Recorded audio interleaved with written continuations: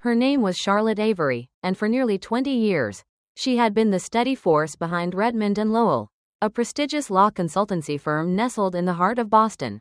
Unlike the sharp-suited executives who chased clout and clung to their titles, Charlotte was the quiet engine that kept the machine running.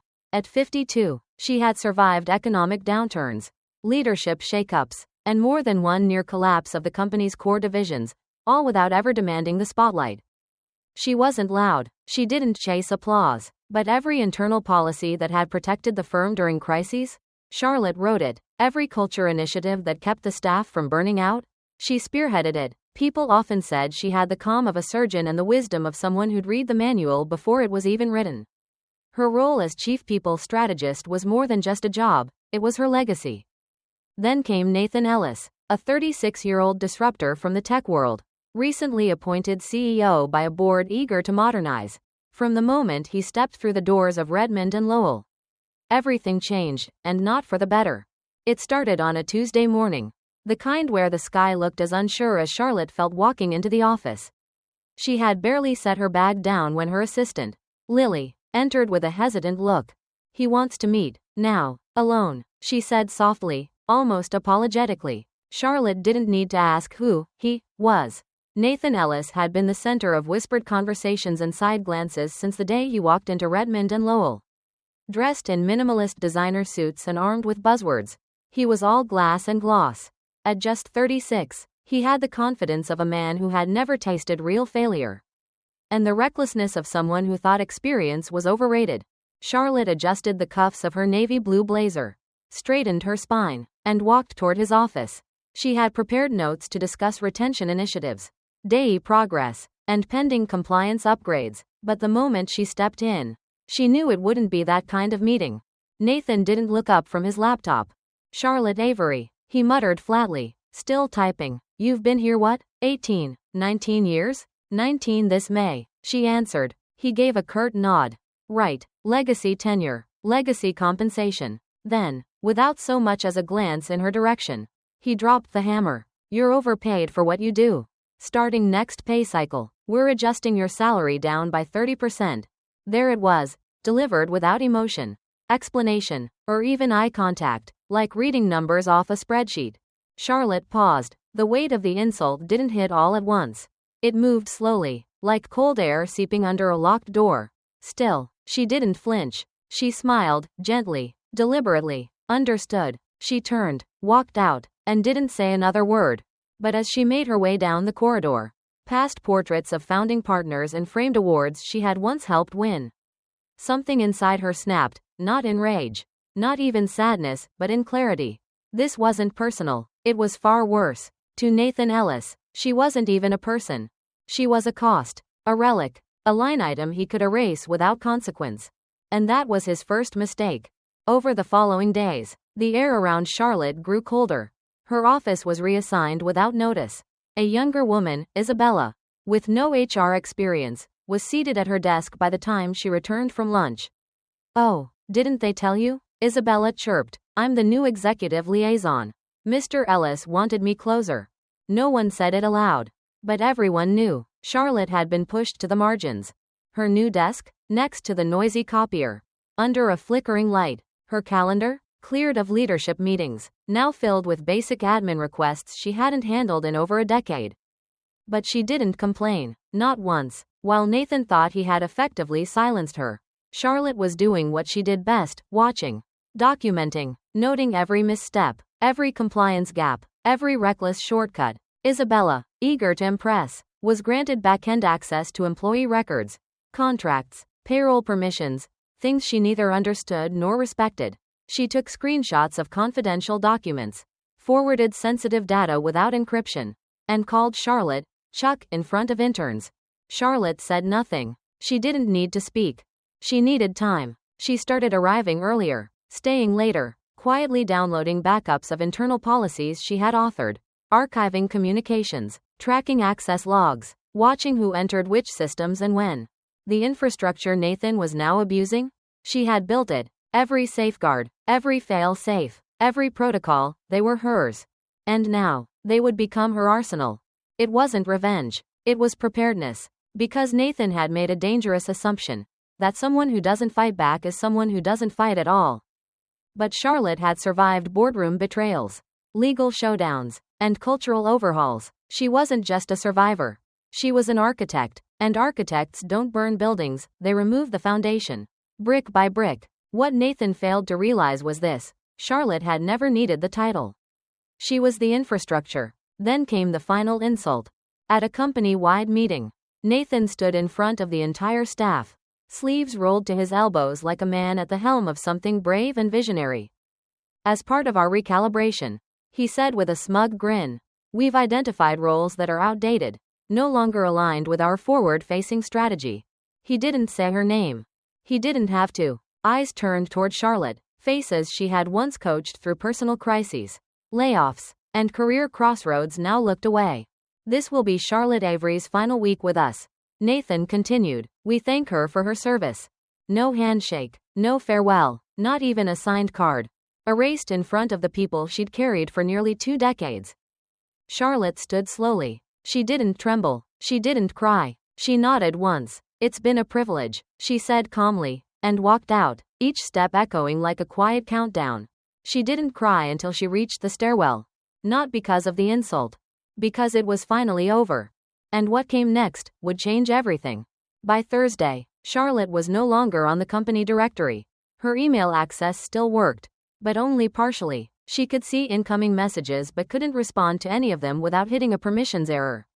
Her calendar had been wiped clean.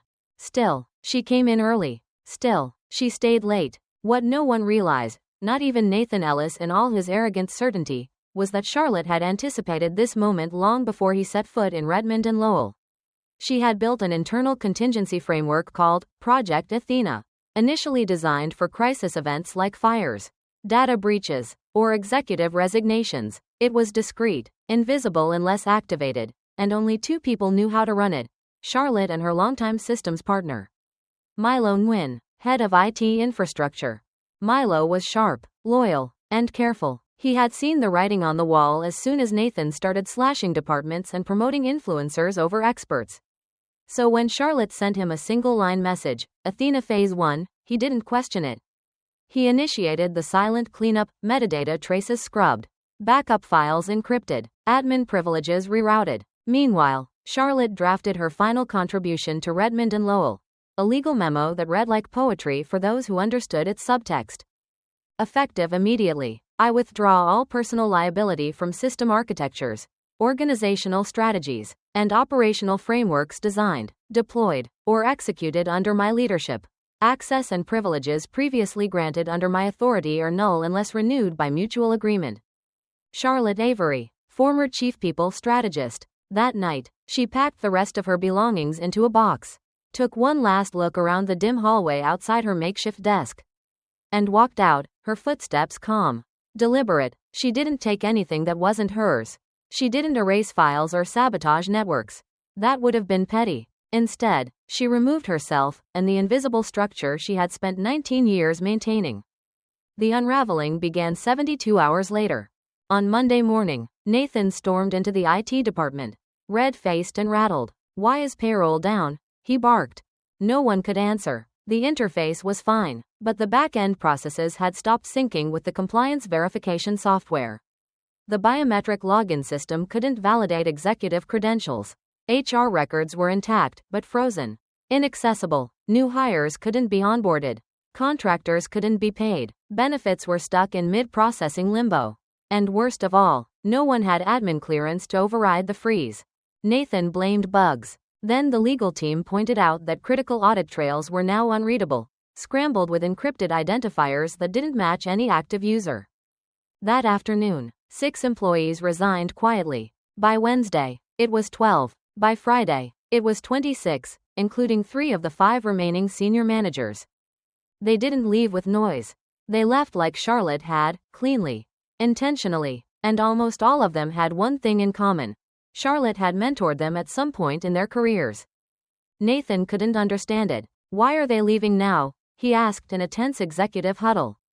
But deep down, he knew. He had cut the roots of the organization and expected the tree to stand. He had misread legacy as liability. And now, he was reaping the consequences. Redmond and Lowell began outsourcing urgent operations to consulting agencies, expensive, clumsy stopgaps that couldn't replicate the cultural memory Charlotte had carried for decades. While the firm bled talent and scrambled to rewire what they didn't understand, Graybridge and Holt, a rising competitor across the river, rose to meet the void. They didn't just scoop up Charlotte. They built around her. Months before Nathan's appointment, Graybridge had approached Charlotte with an offer to lead their people operations as they expanded nationwide. Out of loyalty to Redmond and Lowell, she had politely declined, but now, there was no hesitation. Not only did she join, she came armed with blueprints, systems, and relationships cultivated over a lifetime. But most importantly, she brought her people, the overlooked, the pushed aside, the steady hands who kept operations running under the radar. Graybridge didn't just grow, they bloomed. While Redmond and Lowell was busy issuing strategic alignment memos and damage control press releases, Graybridge rolled out a full organizational reset, one Charlotte herself designed. She didn't take credit publicly. She never did, but behind the scenes, she orchestrated every detail. Then came the twist no one saw coming. Graybridge acquired Redmond and Lowell's underperforming research and strategy division. The announcement was made with corporate polish, portfolio synergy, innovation consolidation, talent unification, but the reality was clear. Graybridge was absorbing the collapse. And heading the transition? Charlotte Avery. 3 weeks after being dismissed with 5 cold sentences and no handshake, she walked into a new conference room, laptop in hand, heart steady, and looked across the table at Nathan Ellis, now assigned as transition advisor. A title with no decision-making power. The moment was sharp, surgical. Nathan did a double take, blinked like someone trying to escape a fever dream, and opened his mouth, but no words came out. Charlotte smiled, not with malice, with poise. "Good morning, Mr. Ellis. Welcome to our transition alignment session. I trust you've reviewed the pre-read packet?" He nodded faintly. "Yes, I did." Angela, his former assistant who had once taken over Charlotte's office, was nowhere to be seen. Rumor had it she'd been terminated after a quiet internal investigation revealed unauthorized access violations. The circle had closed. Charlotte didn't gloat. She didn't need to. The power was in her presence. The symmetry of it all was complete. Charlotte had always believed in structure. Policies, boundaries, backup plans, those were her language. But walking into that transition meeting, seeing Nathan Ellis reduced to a passive observer, something inside her shifted. Not satisfaction, not revenge, clarity. For so long, Charlotte had seen herself as the stabilizer, the one who held the walls in place while others threw paint and broke ceilings. But in that room, where the new power structure pulsed through every corner and her calm voice set the tone, she realized something she hadn't fully grasped until then. She was no longer the support beam. She was the architect. Nathan sat slouched, his once impeccable blazer wrinkled, his confidence dulled. Gone was the polished disruptor who had once fired her with a spreadsheet and a smirk.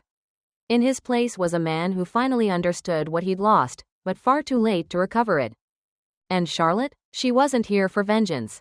She was here to restore balance, to design something better with the freedom she had never been granted at Redmond and Lowell. After the meeting, a junior analyst from the old team approached her in the hallway. "Ms. Avery," she said nervously, "I just wanted to say, thank you for everything you did. I didn't realize how much until it all started falling apart." Charlotte smiled, her voice warm but composed. "Thank you, but now that you do realize, carry it forward. Don't wait to be seen.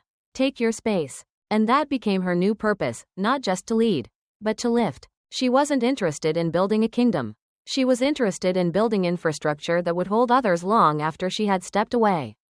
She instituted open mentorship hours on Fridays at Graybridge. No suits, no PowerPoints, no filters, just real conversations about burnout, transitions, quiet leadership, and making noise only when necessary. The room filled fast. Interns, mid-level staff, women returning to work after raising children, men unsure of how to lead with empathy, people who had been told they were too soft, too slow, or too seasoned. In those circles, Charlotte did what she had always done, but with new power. She gave people tools to protect themselves, to be strategic without becoming cynical, to speak up without shouting. She wasn't invisible anymore, but more importantly, she wasn't silent. The irony wasn't lost on her.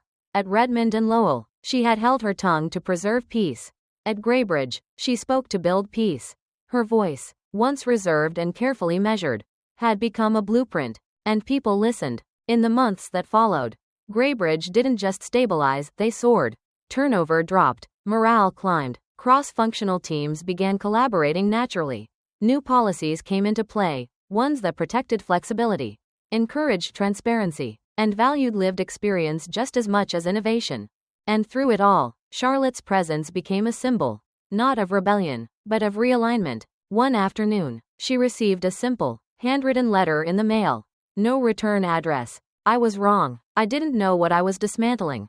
But now I live in the consequences. Nathan. She read it twice, then tucked it away. Not out of bitterness, but closure. Because Nathan's downfall wasn't her triumph, it was his lesson.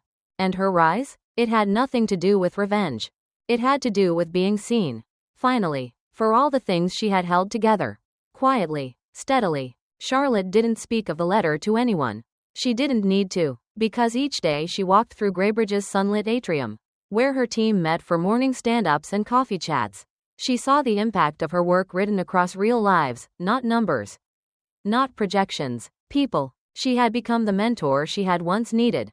She had become the legacy she had once protected for others. And more than anything, she had changed what leadership looked like, from top-down command to inside-out transformation. She didn't wear power like armor.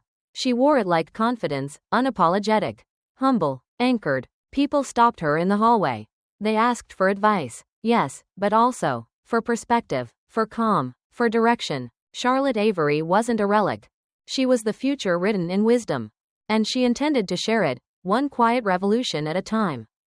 The moment Charlotte Avery said yes to Greybridge and Holt, she didn't just accept a new job, she stepped into a new chapter with her eyes wide open.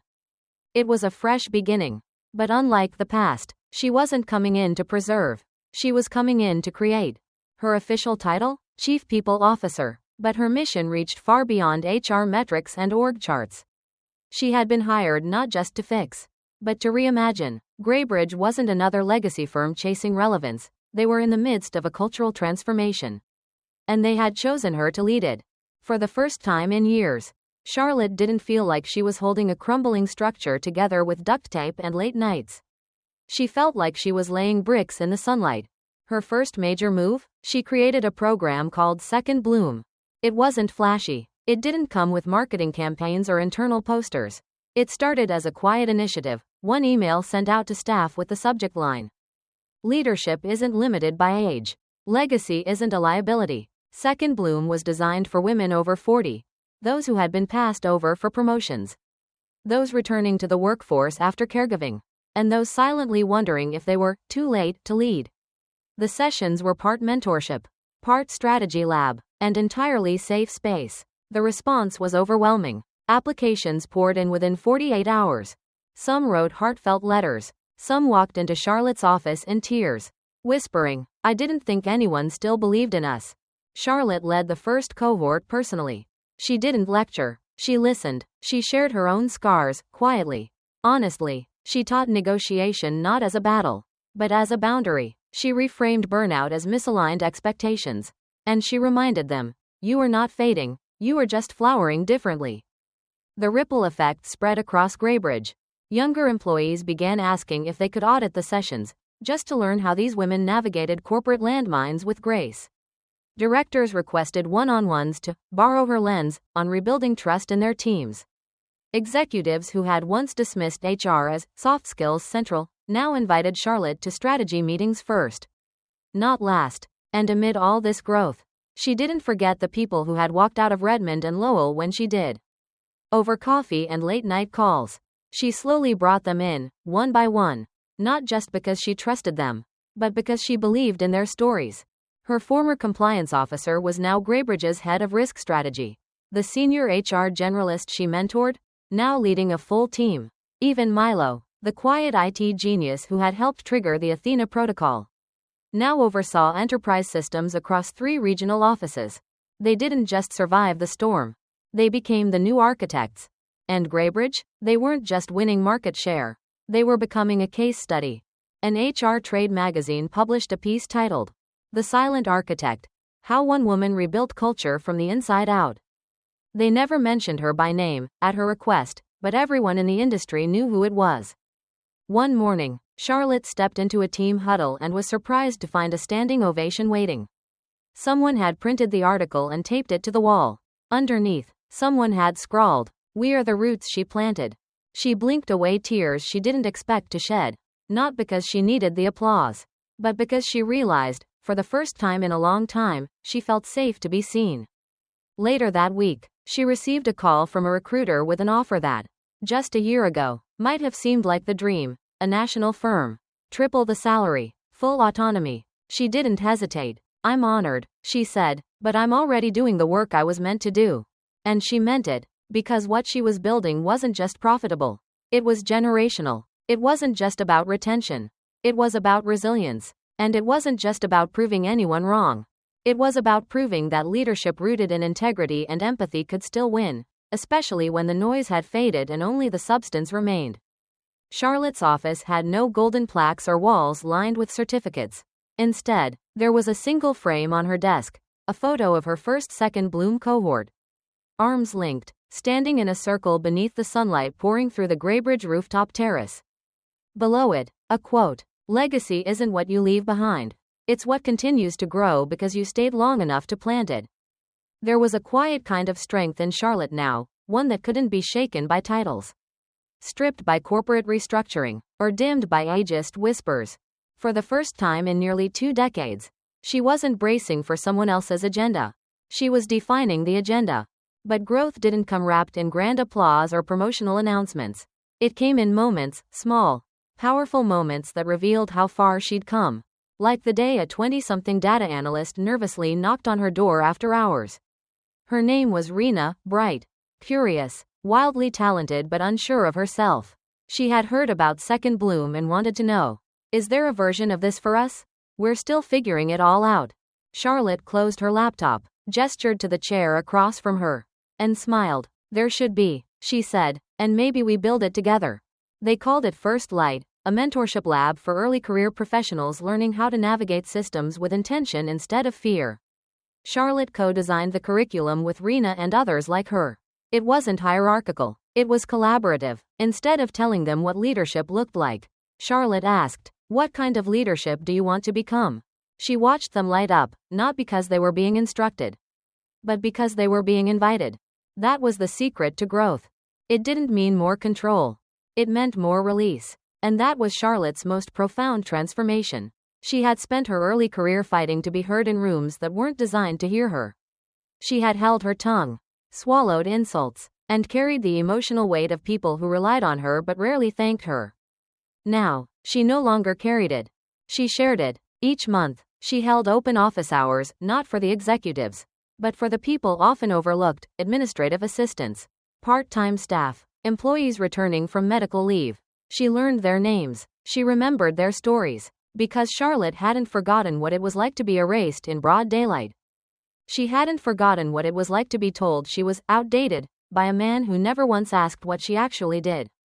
But here was the difference. She didn't carry that pain like a grudge. She carried it like a compass. She used it to steer others away from the cliffs she had once been pushed over. And in doing so, something remarkable happened. Charlotte, once seen as a quiet stabilizer, had become the company's beating heart. Not loud, not flashy, just present. Her reputation began to spread beyond Greybridge. She was invited to speak at leadership panels, contribute to business journals, even keynote a national HR conference. She declined the spotlight more often than she accepted it, not out of humility, but out of intentionality. "I don't want to be admired," she told a colleague once. "I want to be useful." That clarity became her fuel. And the people she had once mentored, they began to rise too. Ava, the former HR specialist who once sat in Charlotte's shadow, was now VP of People Operations. Leo, the nervous analyst she coached through imposter syndrome, had become the youngest strategy director in the company's history. Even Milo, who once worked in a dark IT backroom, was leading cross-functional innovation teams. Charlotte didn't take credit. She didn't need to. She saw them, and in turn, they saw themselves. But her growth wasn't just professional. It was deeply personal. She began to rest again. She stopped checking emails after 7 p.m. She took solo weekend trips to places that didn't require business cards, coastal towns, quiet cabins, long drives with no agenda. She started painting again, something she hadn't done since her 30s. Abstracts, mostly, unapologetic strokes of deep blue, rust, gold. It wasn't about being good. It was about being free. She even reconnected with her estranged sister, Emily, over coffee and cautious laughs. They pieced together years of silence. Emily had followed Charlotte's rise from afar, too proud to say anything, until now.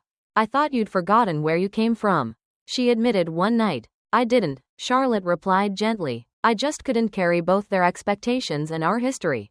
They hugged. It wasn't perfect, but it was healing. Because growth isn't always about breaking barriers. Sometimes it's about opening doors you thought were sealed forever.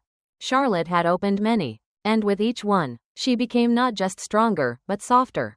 The kind of softness that takes courage. The kind that doesn't apologize for kindness or compassion. The kind that knows boundaries are a form of care. She taught people that clarity doesn't have to be cruel. That strength doesn't have to shout. That leadership, when done right, frees people, not frightens them.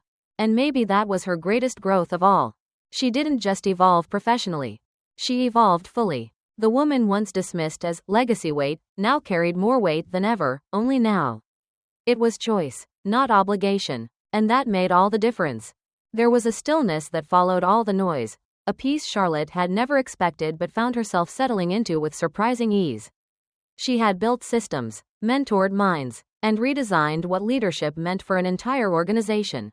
But now, the most extraordinary thing was happening. She no longer needed to prove herself. Her worth was no longer up for discussion. It just was. The people around her saw it. Not in grand speeches or headline deals, but in how they listened when she spoke. How they echoed her values in boardrooms. How they carried her lessons into decisions she didn't even know were being made. Her legacy had gone beyond her. And that was the most humbling part. One evening, as the office lights dimmed and the city turned amber in the window reflections, Charlotte stood quietly in the second bloom room. The cohort had just wrapped their final session. Photos had been taken, hugs exchanged, laughter lingered in the air like the afterglow of something sacred. On a whiteboard in the corner, someone had written in thick black marker, "She didn't just teach us how to lead. She reminded us that we already were." Charlotte reached for her phone to take a photo, but paused. Some moments were better left unfiltered. Some legacies didn't need documenting. They just needed to exist. She sat alone for a while, the silence comforting, grounding, and as she leaned back in her chair, she thought about where it all began. 19 years at a firm that erased her in a 5-sentence memo. A career nearly swallowed by someone who couldn't see past spreadsheets and buzzwords. A lifetime of impact almost discarded because it didn't come wrapped in loud bravado. Almost. And yet, here she was. Not just recovered, transformed. She hadn't burned the old world down. She had outlasted it, quietly, intentionally. Somewhere in Phoenix, Nathan Ellis now sat in a cubicle at a remote branch office, stripped of influence. Long forgotten by the people he once tried to impress. His name had become an anecdote, a cautionary tale. Charlotte didn't hate him. She pitied him. Because the real tragedy wasn't what he did to her, it was what he never took the time to understand. He mistook experience for excess, humility for weakness, and legacy for liability. And in doing so, he didn't just lose Charlotte. He lost everything she held together. And yet, she never needed revenge. She just needed a clean page, and a pen that finally belonged to her. At Graybridge, things continued to grow. They expanded into 2 new cities, launched an internal innovation lab, partnered with nonprofits to create re-entry opportunities for professionals over 50. Charlotte watched proudly, not as the owner of the change, but as the seed planter. She didn't need to be in every meeting anymore. Her systems were strong, her people stronger. One day, the board chair asked if she'd consider stepping into a more public-facing role, public affairs, brand ambassadorship, maybe even COO. She smiled, not dismissively, but gently. "I've already done what I came here to do. It's time to build room for someone else." It wasn't retirement, not yet, but it was transition. She spent more time in the mentorship labs now, more time outdoors, more time with herself. She wrote quietly in the evenings, essays, Memories. Frameworks for a book she might one day publish. It wasn't about success anymore. It was about substance. And one morning, while walking through the east corridor of the Graybridge campus, she noticed something new, a framed portrait, hanging between two glass conference rooms. It wasn't flashy, no spotlight, no ribbon, just a small brass plate underneath. The Charlotte Avery People Center. For those who keep the world together quietly. Her breath caught, not from ego, but from recognition, from the realization that the quiet work, the behind-the-scenes labor, the invisible load, it had been seen and remembered. She placed a hand gently against the glass and whispered, "Thank you." She still walked into rooms with the same graceful posture, the same quiet resolve, but now when people turned to her, they didn't see someone they underestimated. They saw someone they wanted to become. Charlotte Avery had proven something rare and invaluable in today's world. That lasting impact is rarely loud. That true power doesn't demand, it shapes. That legacy isn't made of titles or perks or shiny plaques. It's made of the people you lift, the values you protect, and the quiet conviction to keep showing up, even when they try to erase you. Especially then. And in that quiet, she found something more powerful than applause.